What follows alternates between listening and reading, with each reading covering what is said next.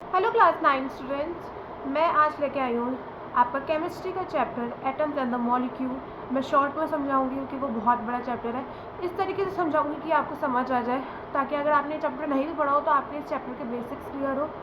जो क्वेश्चन आए, अगर आप आधा भी अटैम्प्ट करोगे तो आधा मार्क्स भी आपको मिल जाएंगे। पूरा NCERT से पढ़ाऊँगी, लेकिन थोड़े बहुत मेरे भी नोट्स हैं यहाँ पर जो मैं लेके बैठी हूँ आप लोगों के लिए। उससे भी मैं पढ़ाऊँगी। बहुत काम के नोट्स हैं मेरे, इसी से मैंने पढ़ के, इसी नोट से पढ़ के मैं अच्छे मार्क्स लेके आई थी साइंस में। तो सबसे पहले हम शुरू करते हैं। नाम, इस चैप्टर का नाम है एटम्स एंड द मॉलिक्यूल। पहले आप मतलब समझो कि एटम्स एंड द मॉलिक्यूल होता क्या है। एटम क्या होता है? Atoms are building block of all the matter. They are very very small, they are very very tiny. जो मर्जी आपको, बहुत छोटे होते हैं। अगर आपका क्वेश्चन आता है एग्जाम में कि एटम का रेडियस किससे नापा जाता है, नैनोमीटर से नापा जाता है। बहुत इंपॉर्टेंट क्वेश्चन है, 1 मार्क्स में आता ही आता है। तो याद रखना, नैनोमीटर पे नापा जाता है और एटम्स का रेडियस होता है 1 nm = 10⁻⁹। रेडियस याद रखना, नैनोमीटर याद रखना कि नैनोमीटर से नापा जाता है। इसका रेडियस याद रखना एटम का। फर्स्ट टॉपिक है आपका इस चैप्टर में law of chemical combination. Law of chemical combination दो तरीके के होते हैं। पहला होता है लॉ ऑफ कंजर्वेशन ऑफ मास, दूसरा होता है लॉ ऑफ कांस्टेंट प्रपोर्शन। अच्छा, जो लॉ ऑफ कंजर्वेशन ऑफ मास होता है उसका एग्जाम्पल होता है वाटर, और दूसरे वाले का एग्जाम्पल होता है CO2। अगर हम बात करें लॉ ऑफ कंजर्वेशन ऑफ मास, ये क्या होता है? इसकी डेफिनेशन होती है मास can neither be created nor be destroyed in a chemical formula. मतलब केमिकल फार्मूला की हेल्प से ना तो आप मास को डिस्ट्रॉय कर सकते हो, ना ही उसकी हेल्प से आप मास को क्रिएट कर सकते हो। ये डेफिनेशन होती है। दूसरा जो हमारा लॉ है, लॉ ऑफ कांस्टेंट प्रपोर्शन, ये थोड़ा सा ट्रिकी है, तो मैं आपको शॉर्ट में बता देती हूँ कि law of constant proportion is in a pure compound element are always present in the proportion by mass no matter how it's prepared। Ratio 1:8। ये 1:8 क्या है? जितने भी आप इस चैप्टर में न्यूमेरिकल्स करोगे इन दो लॉ से रिलेटेड, आपको पहचानने में आसानी होगी कि ये न्यूमेरिकल कौन से उसका है। फॉर एग्जांपल, आपको अगर कांस्टेंट प्रपोर्शन का वहाँ पे दिया होगा न्यूमेरिकल, तो उस न्यूमेरिकल में 1:8 लिखा होगा।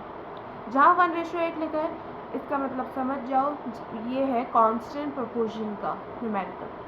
और जो है कंजर्वेशन ऑफ मास, जैसे आपको मैंने बताया था, mass can neither be created nor be destroyed in a chemical reaction. उसमें आपका एक फार्मूला है, total number of reaction is equals to total number of product. उसमें आपको रिएक्शन की कुछ डिजिट्स दी जाएंगी, फिर प्रोडक्ट दिया जाएगा। फॉर एग्जांपल एक न्यूमेरिकल उससे मैं आपको समझाती हूँ। In a chemical reaction 12 gram of carbon combined with 32 gram of oxygen. Combined मतलब प्लस, मैंने कहा था total number of reaction is equals to total number of product. ये रिएक्शन है, अभी इसमें लिखा है ना केमिकल रिएक्शन, इसका मतलब रिएक्शन की बात हो रही है। 12 gram of carbon combined with 32 gram of oxygen to form is equals to 44 gram of carbon dioxide. Which law is begin, verify, here, explain. समझ के केमिकल रिएक्शन इन्होंने क्या दिया है। आप कैसे लिखोगे? सबसे पहले तो आप ऊपर लॉ का नाम लिखोगे, law of conservation of mass. फिर नीचे लिखोगे mass of reaction is equals to mass of product. Reaction का नाम लिखोगे, उस इज इक्वल्स टू प्रोडक्ट का नाम लिखोगे जो प्रोडक्ट दिया होगा। फिर उसके नीचे रिएक्शन का डिजिट्स लिखोगे, जैसे 12 ग्राम, 32 ग्राम प्लस में, फिर इज इक्वल्स टू प्रोडक्ट। ऐसे करके आपका जो प्रोडक्ट और रिएक्शन होगा दोनों एक ही आना चाहिए। जैसे इसमें 12 ग्राम प्लस 32 ग्राम रिएक्शन है, प्रोडक्ट इनका 44 ग्राम दिया हुआ है। अगर हम 12 और 32 को प्लस करें तो 44 इज इक्वल्स टू 44। ये हो गया प्रूफ, वेरीफाई भी हो गया। मैं एग्जांपल और दे देती हूँ लॉ ऑफ कांस्टेंट प्रोपोर्शन का। जैसे एक क्वेश्चन है मेरे पास, hydrogen and oxygen combined with the ratio of 1:8। जहाँ 1:8 लिखा है समझ जाओ उसका है, ठीक है। और आपको ना पीरियोडिक टेबल याद करनी पड़ेगी 20 तक। Hydrogen, helium, lithium, beryllium, boron, carbon, ऐसे करके 20 तक आपको अच्छे से याद करनी पड़ेगी। उसके यूनिट नंबर याद करने पड़ेंगे, वैलेंसीज याद करनी पड़ेगी। उसी के ऊपर ये पूरा चैप्टर है। और इसमें आपकी आएगी Dalton atomic theory. Dalton atomic theory आप अच्छे से याद करना है, क्वेश्चन आ सकता है। डेल्टन जो ने भी एटॉमिक थ्योरी थी वो बताओ। फिर आ सकता है ड्रॉबैक्स बताओ कौन कौन से थे। ड्रॉबैक्स 3 ड्रॉबैक्स थे एटॉमिक थ्योरी के। फॉर्मूले अच्छे से याद करने। कौन से फॉर्मूले? ये जो नाम है हाइड्रोजन के, सोडियम सल्फर के, इनके सारे अच्छे से आपको फार्मूले रटने पड़ेंगे, क्योंकि वहाँ पे आता है write down the formula of this this this. अब मैं बताती हूँ कौन कौन से रटने पड़ेंगे। सबसे पहले सोडियम ऑक्साइड। सोडियम ऑक्साइड का आपको रटना पड़ेगा Na2O। देखो सोडियम, सोडियम मतलब नमक, ऑक्साइड ओ हमेशा मान लो, तो सोडियम का Na2 ऑक्साइड, ऐसे करके आपको याद करना पड़ेगा। फिर सेकेंड है sodium sulphur Na2S, aluminium chloride AlCl3, magnesium hydrogen Ma bracket में OH bracket close 2, magnesium chloride MgCl2। अच्छा, मैग्नीशियम क्लोराइड और मैग्नीशियम हाइड्रोजन में कंफ्यूज मत होना। फिर आपको याद करना पड़ेगा कॉपर नाइट्रेट। ऐसे करके आपको टोटल 13 याद करने हैं, तो अच्छे से इनको रट लेना। फिर अगर हम बात करें, एक क्वेश्चन आएगा गिव रीजंस में, why is it not possible to see an atom with naked eyes, मतलब आइस से पॉसिबल क्यों नहीं है कि हम एटम को देख सकें, क्यों नहीं देख सकते? उसका आंसर है क्योंकि वो बहुत छोटे होते हैं, उनका रेडियस तो 1 nm = 10⁻⁹ है, बहुत छोटे, इतने में तो हम तो नहीं देख पाएंगे।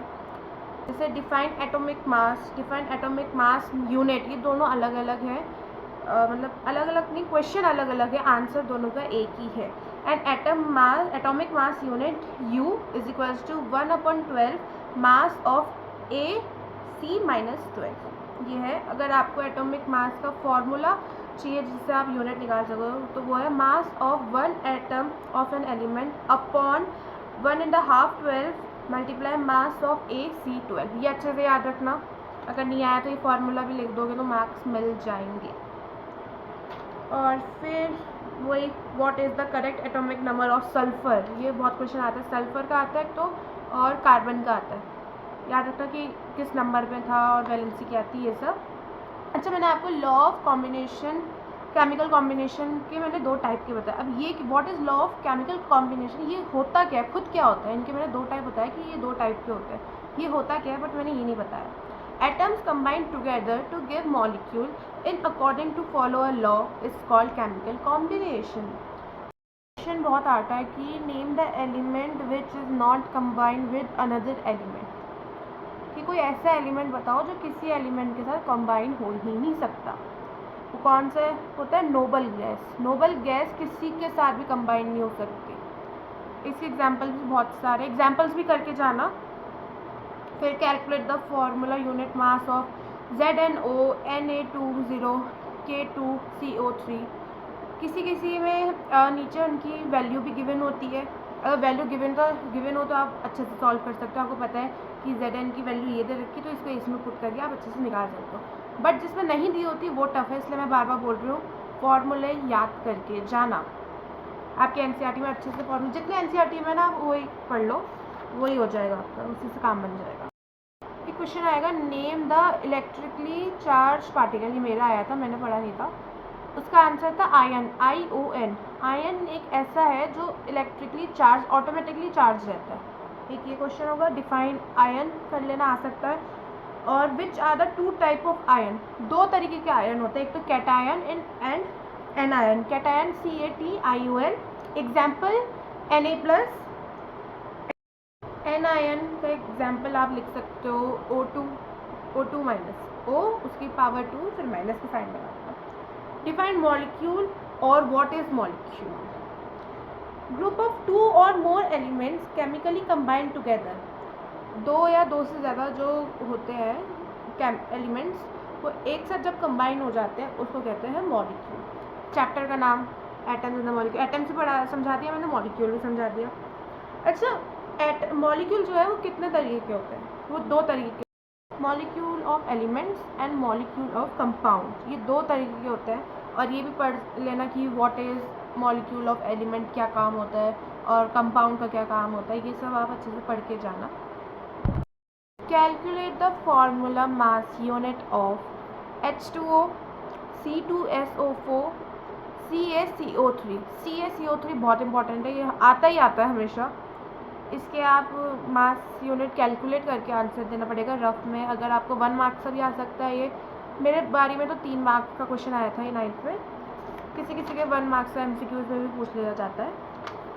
So that is, I hope कुछ यूज़फुल लगा हो। अगर आप बेसिक्स भी क्लियर करके जाते हो तो आप आराम से पास हो सकते हो। अब मैं मिलती हूँ आपसे अपने नेक्स्ट व्लॉग में, तब तक के लिए बाय।